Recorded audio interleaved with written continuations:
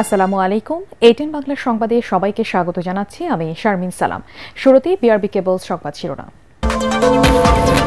আজ থেকে গাজীপুর সহ সারা দেশে শুরু হচ্ছে যৌথ বাহিনীর অপারেশন ডেভিল হান্ট। স্বরাষ্ট্র মন্ত্রণালয় আইন শৃঙ্খলা বাহিনীগুলোর বৈঠকে সিদ্ধান্ত। গাজীপুরে শিক্ষার্থীদের উপর হামলার ঘটনায় 16 জন গ্রেপ্তার, সদর থানার ওসি বরখাস্ত। প্রশাসনের আশ্বাসে ছাত্রদের অবস্থান কর্মসূচি স্থগিত।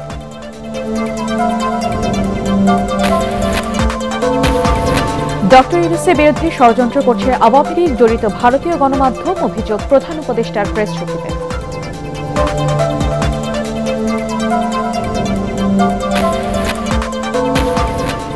চলতি মাসে সারা দেশে 10 দিনের সভা সমাবেশ কর্মসূচি ঘোষণা বিএনপি। জুলাই বিপ্লবের ষড়যন্ত্রের হোতারা কিভাবে মুক্তি পাচ্ছে তা খতিয়ে দেখার আহ্বান রিজভীর। এবং সংবিধান, নির্বাচন ব্যবস্থা সহ 6 সংস্কার কমিশনের পূর্ণাঙ্গ প্রতিবেদন ওয়েবসাইটে প্রকাশ। রাষ্ট্র সংস্কারে দেওয়ার সুপারিশ নিয়ে শিগগিরই রাজনৈতিক দলগুলোর সাথে বৈঠক। শুনছিলেন বিআরবি কেবল সংবাদ শিরোনাম, এবারে বিস্তারিত। ডক্টর ইউনূস সরকারকে বিশ্বে নেতিবাচকভাবে তুলে ধরতে বিপুল অঙ্কের অর্থের বিনিময়ে বড় ধরনের ষড়যন্ত্র হচ্ছে, এমন অভিযোগ করেছেন প্রধান উপদেষ্টার প্রেস সচিব শফিকুল আলম। বাংলাদেশে কোনোভাবেই যেন স্বৈরাচার ফিরে আসতে না পারে, এজন্য সবাইকে ঐক্যবদ্ধ থাকার আহ্বান জানান তিনি। এ সময় বিএনপির সিনিয়র যুগ্ম মহাসচিব রুহুল কবির রিজভী বলেন, অন্তর্বর্তী সরকার নিয়ে সমালোচনা হবে, কিন্তু ব্যর্থ হতে দেয়া যাবে না। জাতীয় প্রেস ক্লাবে এক অনুষ্ঠানে তারা এসব কথা বলেন। আরও জানাচ্ছেন তৌরিক ইসলাম। জুলাই অভ্যুত্থানের পরিস্থিতি নিয়ে সকালে জাতীয় প্রেস ক্লাবে দ্রোহের গ্রাফিতি প্রকাশনা উৎসব। এর মাধ্যমে তুলে ধরা হয় জুলাই আন্দোলনের নানান অজানা ইতিহাস। প্রধান উপদেষ্টার প্রেস সচিব শফিকুল আলম বলেন, ভারতের সহায়তায় শেখ হাসিনা ষড়যন্ত্র করছে, এর পিছনে ব্যয় হচ্ছে বিপুল পরিমাণ অর্থ। আওয়ামী লীগ এবং পতিত স্বৈরাচার, চোরতন্ত্রের জননী, গুমের জননী, তারা চাচ্ছেন বাংলাদেশকে, এই যে ন্যারেটিভকে তারা চ্যালেঞ্জ করতে চাচ্ছেন। ওদের মানে ইউনূস হচ্ছে জঙ্গি লিডার, ইউনূসকে ঘিরে আছে কারা জঙ্গি লিডার। এটা কেন করছে জানো? এটা খুবই ওয়েল অর্কেস্ট্রেটেড ক্যাম্পেইন এবং এটা ইন্ডিয়ান মিডিয়াও এটার সাথে জড়িত। তারা মিলিয়নস অফ ডলার খরচ করছে এই হাসিনার অলিগার্কগুলো। সে একটা নতুন ন্যারেটিভ তৈরি করতে চাচ্ছে, ওয়ার্ল্ডে বুঝাইতে চাচ্ছে যেই তুমি যে এটাকে গণ-অভ্যুত্থান বলতেছো, সেটা আসলে গণ-অভ্যুত্থান না। অনুষ্ঠানে বিএনপির সিনিয়র যুগ্ম মহাসচিব রুহুল কবির রিজভী বলেন, কোনোভাবেই এই সরকারকে ব্যর্থ হতে দেয়া যাবে না। অন্তর্বর্তীকালীন সরকারের নানা কাজ দিয়ে আমরা সমালোচনা করব, আমরা কথা বলবো, কিন্তু তারপরেও ডক্টর ইউনূসকে আমরা ব্যর্থ হতে দেব না। উনি হলেন এই রক্তঝরা আন্দোলনের মধ্যে দিয়ে সরকার হয়েছে। হ্যাঁ, কনস্ট্রাকটিভ সমালোচনা যাতে হয়। আমরা যে সমালোচনা করছি, আবার পাশাপাশি দেখুন বসে একসাথে আমরা কথাও বলছি। পরে সাংবাদিকদের প্রশ্নের জবাবে প্রেস সচিব আরও জানান, অন্তর্বর্তীকালীন সরকারের 6 মাসে সফল ইউনূস সরকার। বিদেশ থেকে পাচার করা অর্থ ফেরত আনা হবে বলেও জানান তিনি। 15 বছরে প্রতি বছর অন অ্যান এভারেজ $16 বিলিয়ন করে চলে গেছে। প্রত্যেকটা দেশের সাথে কথা বলে আমরা চেষ্টা করছি টাকাটা ফেরত আনার জন্য। আপনারা জানেন টাকা ফেরত আনা খুব কঠিন, কিন্তু অ্যাঙ্গোলা যদি পারে $14 বিলিয়ন আনতে, আমি মনে করি এই গভর্নমেন্ট, প্রফেসর ইউনূসের নেতৃত্বের যে গভর্নমেন্ট, তারা পারবে $234 বিলিয়ন আনতে। গ্রাফিতির মাধ্যমে জুলাই আন্দোলনের ইতিহাস বিশ্ব দরবারে বাংলাদেশকে নতুন করে তুলে ধরবে বলেও জানান বক্তারা। তৌরিক ইসলাম, এটিএন বাংলা, ঢাকা। 11 ফেব্রুয়ারি থেকে পরবর্তী 10 দিন পর্যন্ত জেলায় জেলায় সভা সমাবেশ করবে বিএনপি। পরে বিভাগীয় শহর ও মহানগরেও একই কর্মসূচি পালন করা হবে বলে জানিয়েছেন বিএনপির সিনিয়র যুগ্ম মহাসচিব রুহুল কবির রিজভী। নয়াপল্টনে বিএনপির কেন্দ্রীয় কার্যালয়ে জরুরি সংবাদ সম্মেলনে তিনি এসব কর্মসূচির কথা জানান। রুহুল কবির রিজভী বলেন, ভারতে বসে ফ্যাসিস্ট শেখ হাসিনা প্রতিনিয়ত ষড়যন্ত্র করে যাচ্ছে। তিনি বলেন, ফ্যাসিবাদের দোসরদের প্রতি সরকারের যেভাবে কঠোর হওয়া দরকার ছিল, তার বিপরীত চিত্র দেখা যাচ্ছে। রিজভী বলেন, সারা দেশে আওয়ামী লীগের সন্ত্রাসীরা সন্ত্রাস চালাচ্ছে এবং এসব আসামিদের অবিলম্বে গ্রেপ্তার করতে না পারলে আবারও ফ্যাসিস্টরা মাথাচাড়া দিয়ে উঠবে। দোসররা কিভাবে জামিনে বের হচ্ছে তা খতিয়ে দেখার দাবি রিজভীর।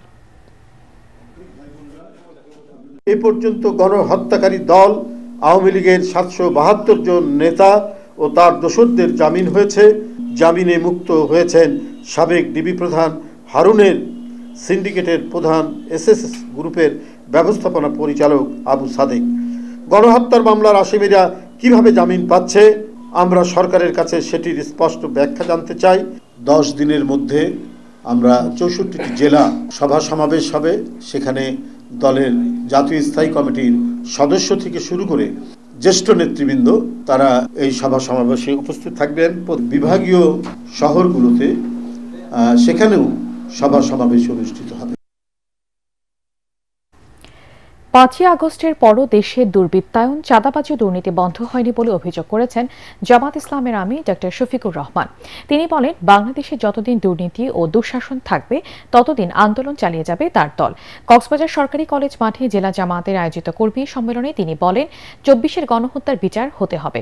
দাবি করেন, দেলোয়ার হোসেন সাঈদী সহ জামাতের শীর্ষ নেতাদের সুপরিকল্পিতভাবে হত্যা করেছে আওয়ামী লীগ। প্রয়োজনীয় সংস্কার শেষে সুষ্ঠু নির্বাচনের মাধ্যমে সম্মানের সাথে বিদায় নিতে অন্তর্বর্তী সরকারের প্রতি আহ্বান জানান ডক্টর শফিকুর রহমান। আল্লাহ তাআলা যদি মেহেরবানি করে আমাদের হাতে এই দেশের সেবা করার তৌফিক দান করেন, তাহলে ইনশাআল্লাহ যেই জায়গাগুলো সবচেয়ে বেশি বৈষম্যের শিকার হয়েছে, আমাদের দায়িত্ব হবে সেই জায়গায় প্রথমেই উন্নয়ন পৌঁছে দেওয়া। কিন্তু তাই বলে অন্যরাও বঞ্চিত হবেন না। যার যেটা ন্যায্য পাওনা তারা সেটা পাবেন। রাষ্ট্র সংস্কারে গঠিত 6টি সংস্কার কমিশনের পূর্ণাঙ্গ প্রতিবেদন প্রকাশ করা হয়েছে। ওয়েবসাইটে প্রকাশ করা হয়েছে এসব প্রতিবেদন। একই সঙ্গে কমিশনের প্রধানরা পরবর্তী আশু করণীয় মধ্যমেয়াদী পরিকল্পনা বা ভবিষ্যতে নির্বাচিত সরকার কি করতে পারে সেটির সর্বসম্মত সুপারিশমালা দেয়া হয়েছে প্রতিবেদনে। রাষ্ট্র সংস্কারে দেওয়া সুপারিশ নিয়ে শিগগিরই রাজনৈতিক দলগুলোর সাথে বৈঠক অনুষ্ঠিত হওয়ার কথা রয়েছে। গত বছর 8ই আগস্ট অন্তর্বর্তী সরকারের দায়িত্ব নিয়ে ড. মোহাম্মদ ইউনূস রাষ্ট্রের বিভিন্ন খাতে সংস্কারের জন্য 6টি সংস্কার কমিশন গঠন করে দেন। এসব কমিশনকে 90 দিন বা 3 মাসে অর্থাৎ 30 ডিসেম্বরের মধ্যে প্রতিবেদন জমা দিতে বলা হয়। এরপর নির্ধারিত সময়ের 15 দিন পর গত 15 জানুয়ারি সংবিধান, নির্বাচন কমিশন, পুলিশ সংস্কার ও দুর্নীতি দমন কমিশন দুদক এই 4টি সংস্কার কমিশনের প্রতিবেদন প্রধান উপদেষ্টার কাছে পেশ করা হয়। অপরদিকে জনপ্রশাসন ও বিচার বিভাগ সংস্কার কমিশন গত বুধবার প্রতিবেদন জমা দেয়। সরকারের পক্ষ থেকে জানানো হয়, আজ সংস্কার কমিশনের পূর্ণাঙ্গ প্রতিবেদন ও সুপারিশমালা রাজনৈতিক দল ও গণ অভ্যুত্থানের পক্ষের শক্তির কাছে পাঠানো হবে।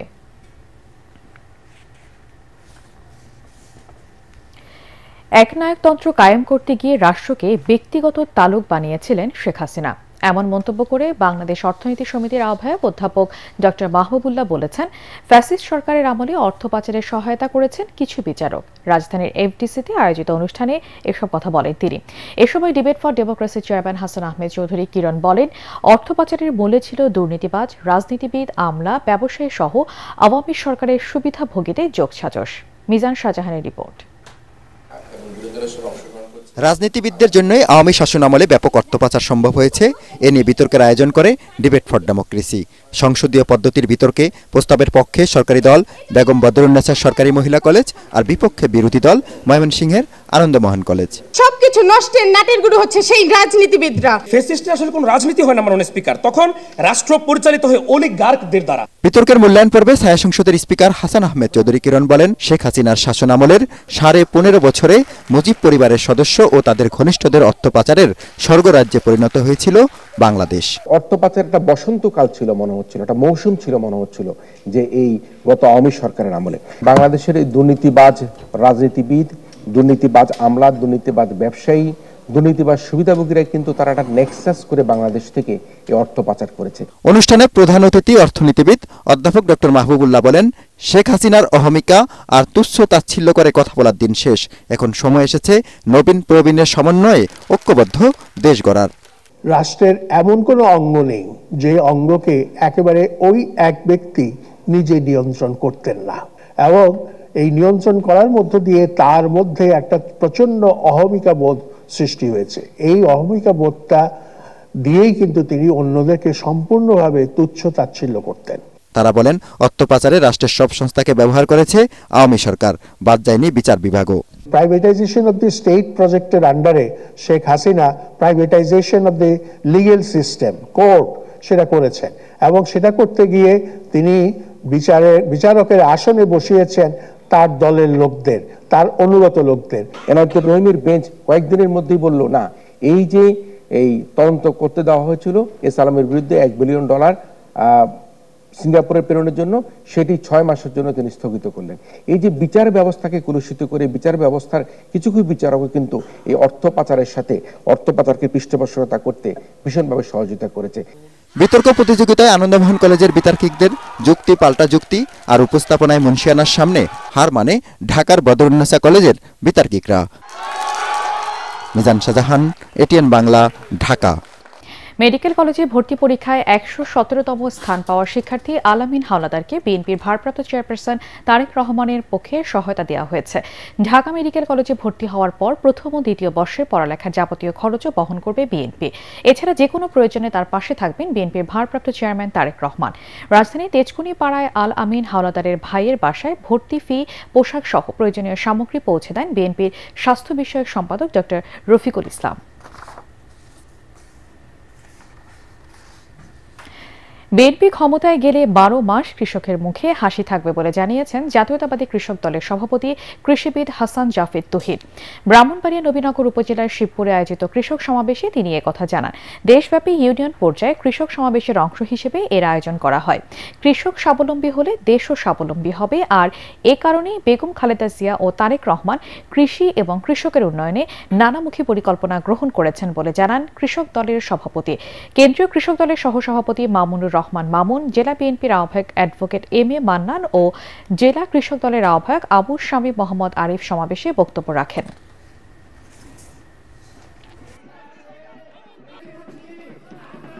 বিগত সরকার যখনই দেখেছে ভোট এসেছে, সুষ্ঠু ভোট দিলেই বিএনপি ক্ষমতা আসবে, তাই তারা দেশে সুষ্ঠু নির্বাচন দেয়নি। আমরা আপনাদের নিশ্চিত করে বলতে পারি, এবার বিএনপি ক্ষমতা আসলে বাংলাদেশের কৃষকের কোনো সমস্যা থাকবে না। 12 মাস কৃষকের মুখে হাসি থাকবে ইনশাআল্লাহ। জাতিসংঘের টেকসই উন্নয়ন লক্ষ্যমাত্রা অর্জনে বৈশ্বিক চ্যালেঞ্জগুলোকে শূন্যের কোটায় নামিয়ে আনতে রাজধানীতে অনুষ্ঠিত হল জিরো অলিম্পিয়াড। এতে নিরাপদ ধরিত্রীর জন্য মানুষের সচেতনতার পাশাপাশি কার্যকর উদ্যোগ নেওয়ার তাগিদ দেন জুরি বোর্ডের সদস্য জাতিসংঘের দুর্যোগ ঝুঁকি হ্রাস ফেলো ও গণমাধ্যম ব্যক্তিত্ব মোহাম্মদ মানসুরুল হক। মনির হোসেন তপুর রিপোর্ট।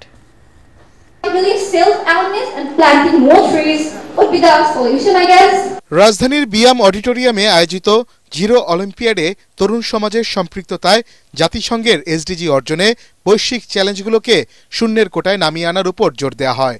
লেখক ও শিশু অধিকার কর্মী ফাতিয়া আয়াতের পরিবেশনায় জাতিসংঘের সহযোগিতায় এতে অংশ নেন 50,000-এর বেশি শিক্ষার্থী। এর মধ্যে চূড়ান্ত পর্বে লড়াই করেন 17 জন।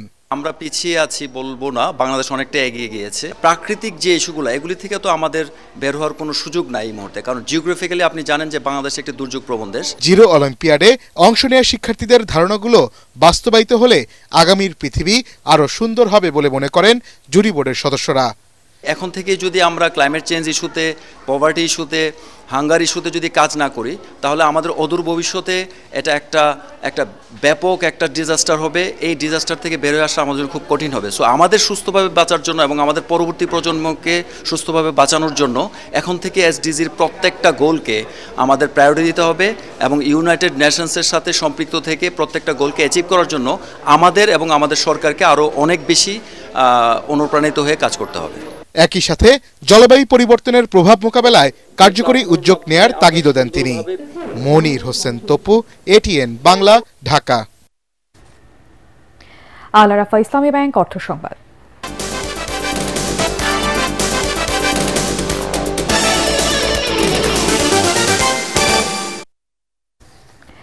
খাদ্য নিরাপত্তা আইনকে আরও শক্তিশালী করতে এবং স্টেক হোল্ডারদের মধ্যে সহযোগিতা বৃদ্ধি করতে খাদ্য নিরাপত্তা নিয়ন্ত্রক ব্যবস্থাপনা সমন্বয় বাস্তবায়নে সংস্কারের প্রয়োজনীয়তা শীর্ষক এক সেমিনার অনুষ্ঠিত হয়।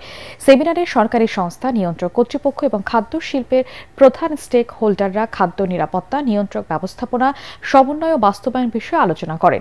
Bangladesh beverage manufacturers association BBMA এর আয়োজনে সকালে ইস্কাটনে BCSIR এর পরিচালক মঞ্জুর মোর্শেদ আহমেদ তার মূল প্রবন্ধে বাংলাদেশের খাদ্য নিরাপত্তা নিয়ন্ত্রণ ব্যবস্থার ঘাটতিগুলো তুলে ধরে এর বিজ্ঞানভিত্তিক প্রয়োগের উপর গুরুত্ব দেন। সেমিনারে উপস্থিত ছিলেন BFSA এর প্রাক্তন অতিরিক্ত সচিব মাহবুব কবির মিলন সহ খাদ্য ও পানীয় শিল্পের কর্মকর্তা, নীতি নির্ধারক এবং শিক্ষাবিদগণ। কক্সবাজারে অনুষ্ঠিত হয়ে গেল স্কয়ার টয়লেট্রিজ লিমিটেডের বার্ষিক বিক্রয় সম্মেলন। এর উদ্বোধন করেন স্কয়ার টয়লেট্রিজের ব্যবস্থাপনা পরিচালক অঞ্জন চৌধুরী। উন্মোচন করেন 5টি নতুন পণ্য। পরে তিনি বিগত বছরের সেরা বিক্রয় কর্মীদের মাঝে পুরস্কার প্রদান এবং ধন্যবাদ জ্ঞাপন করেন।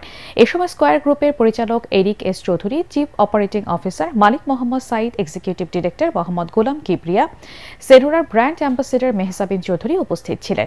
এর আগে স্কয়ার গ্রুপের প্রতিষ্ঠাতা চেয়ারম্যান স্যামসন এইচ চৌধুরীর 100তম জন্মবার্ষিকী উপলক্ষে তার প্রতি শ্রদ্ধা নিবেদন করেন সকলে। সম্মেলনটিতে অংশ নেন প্রতিষ্ঠানটির 1600 সদস্য।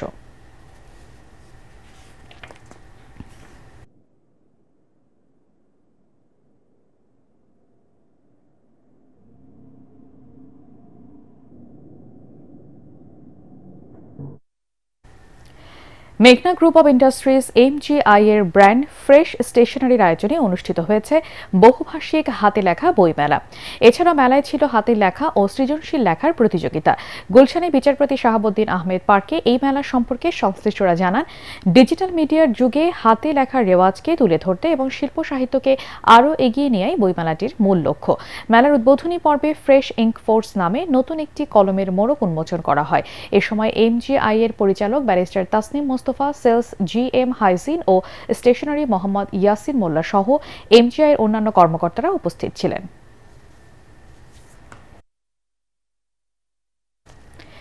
ঢাকা বিশ্ববিদ্যালয়ের থিয়েটার অ্যান্ড পারফরমেন্স স্টাডিজ বিভাগের আয়োজনে বিভাগের স্নাতকোত্তর শিক্ষার্থীদের পরিবেশনায় মঞ্চস্থ হল নাটক পাখিদের বিধানসভা।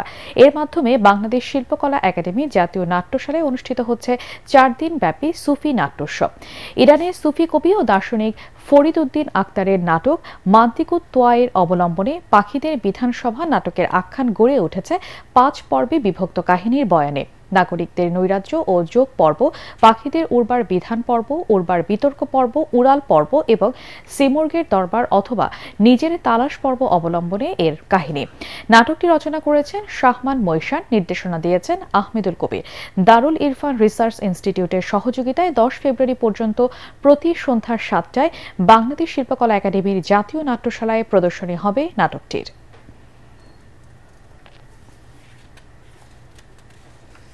এবারে আন্তর্জাতিক সংবাদ।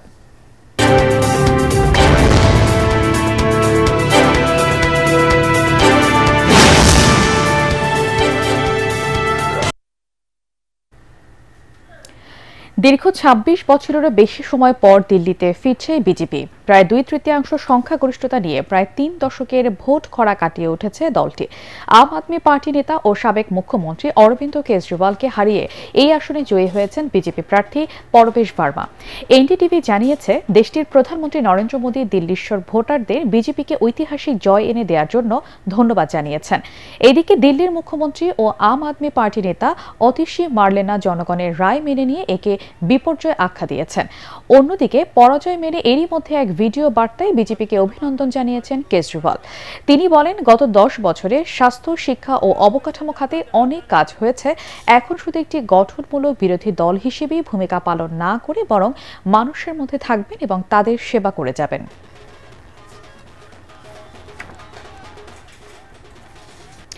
আওয়ামী স্বৈরাচারী সরকার কৃষকের টাকা লুট করে বিদেশে পালিয়েছে মন্তব্য করে জাতীয়তাবাদী কৃষক দলের সাধারণ সম্পাদক শহীদুল ইসলাম বাবু ঠাকুরগাঁও সদর উপজেলার বেগুনবাড়ি ইউনিয়নের দানারহাট মাঠে ইউনিয়ন কৃষক দল আয়োজিত কৃষক সমাবেশে তিনি একথা বলেন। তিনি বলেন, বিএনপি ক্ষমতায় গেলে উৎপাদিত পণ্যের ন্যায্য মূল্য নিশ্চিতকরণ এবং বিনামূল্যে সার, বীজ, কীটনাশকের ব্যবস্থা করা হবে।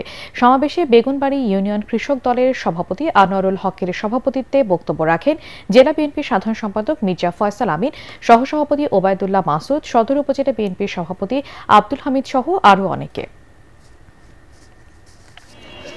দামির ভোটে না, এবার যদি বিএনপি ক্ষমতায় যেতে পারে, শাসন ক্ষমতায় যেতে পারে, মানুষের ভোট নিয়ে, মানুষের সমর্থন নিয়ে, প্রথম কাজ হবে বাংলাদেশের কৃষি এবং কৃষককে নিয়ে। তিনি ঘোষণা করেছেন এইবার আমরা কৃষকের জন্য শস্য বীমার প্রবর্তন করব। যাদের 10 বিঘা কম জমি আছে তাদের জন্য আমরা কৃষি কার্ডের মাধ্যমে পানি, সার, বীজ এবং আনুষঙ্গিক যা ব্যবস্থা তার কমপক্ষে 3 ভাগের 1 ভাগ সরকারের পক্ষ থেকে যাতে প্রবর্তন করা যায় আমরা সেই উদ্যোগ গ্রহণ করব। পার্টিক্স খেলার খবর।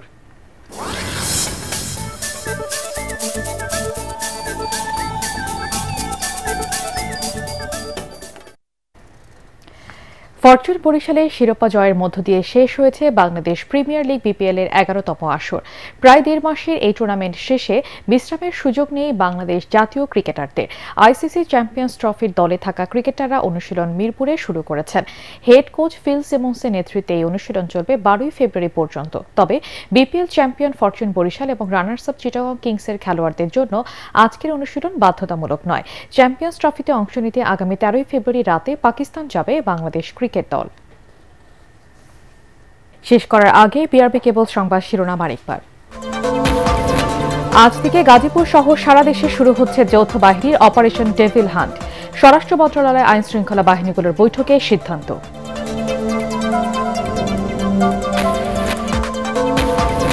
গাজীপুরে শিক্ষার্থীদের উপর হামলার ঘটনায় 16 জন গ্রেপ্তার। সদর থানার ওসি বরখাস্ত। প্রশাসনের আশ্বাসে ছাত্রদের অবস্থান কর্মসূচি স্থগিত।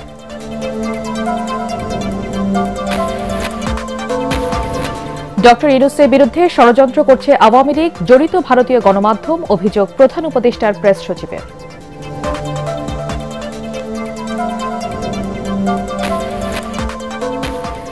চলতি মাসে সারা দেশে 10 দিনের সভা সমাবেশ কর্মসূচি ঘোষণা বিএনপি। জুলাই বিপ্লবের ষড়যন্ত্রের হোতারা কিভাবে মুক্তি পাচ্ছে তা খতিয়ে দেখার আহ্বান রিজভির। এবং সংবিধান, নির্বাচন ব্যবস্থা সহ 6 সংস্কার কমিশনের পূর্ণাঙ্গ প্রতিবেদন ওয়েবসাইটে প্রকাশ। রাষ্ট্র সংস্কারে দেওয়ার সুপারিশ নিয়ে শিগগিরই রাজনৈতিক দলগুলোর সাথে বৈঠক। পরবর্তী সংবাদ দেখার আমন্ত্রণ জানিয়ে এখনকার মতো শেষ করছি। ATN বাংলা সংবাদ ইউটিউবে দেখতে ব্রাউজ করুন youtube/ATN Bangla News।